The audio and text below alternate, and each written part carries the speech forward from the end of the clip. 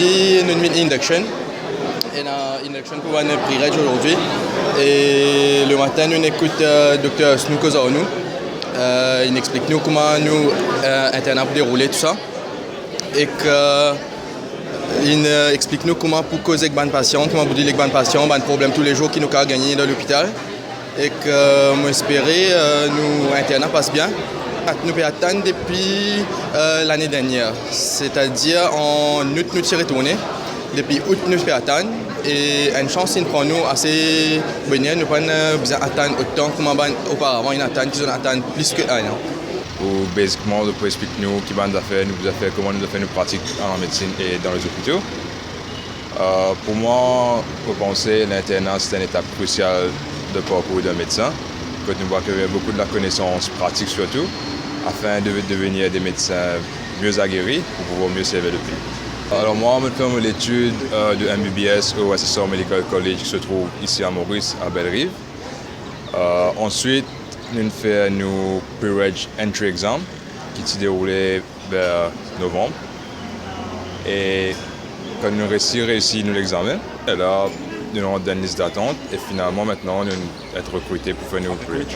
Aujourd'hui, nous sommes extra anxious, mais at the same time, nous sommes bien happy as well, parce que nous pensons nous pour recruter autant vite, mais il y a Monsieur le ministre qui nous recrute aussi vite. Donc nous sommes bien reconnaissantes et nous pouvons do nos best, to be the best doctors.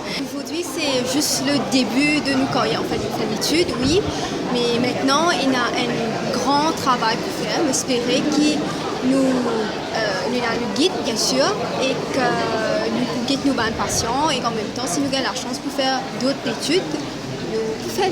Oui. Aujourd'hui, c'est mon premier jour en tant que pre-reg medical officer. Nous faisons une induction course aujourd'hui. Oui, en fait, moi, je connais aujourd'hui, il y a environ 124 docteurs qui ont commencé, c'est pre-registration ce matin. Enfin, on profite de l'occasion pour cocher tout pour les 3 thèmes. Premièrement, la continuous professional development, la formation continue.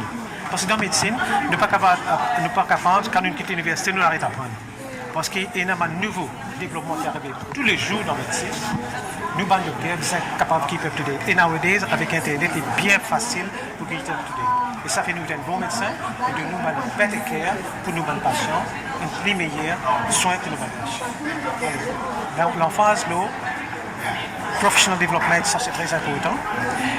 Deuxième aspect que m'ont abordé, c'est professionnalisme. Pour moi, un docteur bien behave envers son patient. C'est très important.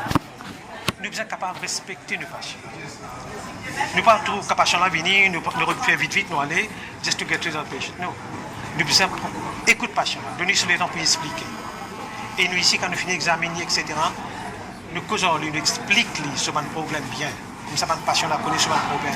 Si nous avons qui peut faire qui test, nous expliquons sur un test. Et si nous avons un rendez-vous, qui va un médicament nous donner, nous expliquons bien. C'est très important ça. Okay? Et naturellement, behavior. C'est professionnel. Comment un médecin qui behave professionally himself. Soit tendance, participation à temps, c'est pas qu'il est libre, il n'est pas occupé, participation à temps, par exemple. Alors, ponctualité, très très important, professionnalisme. Et troisièmement, naturellement, communication. Parce que nous connaissons la plupart des complaintes qui nous gagnent dans la radio privée, dans le journal, c'est because of poor communication. Alors, il est très important de mettre en phase qui se développe sa communication skill.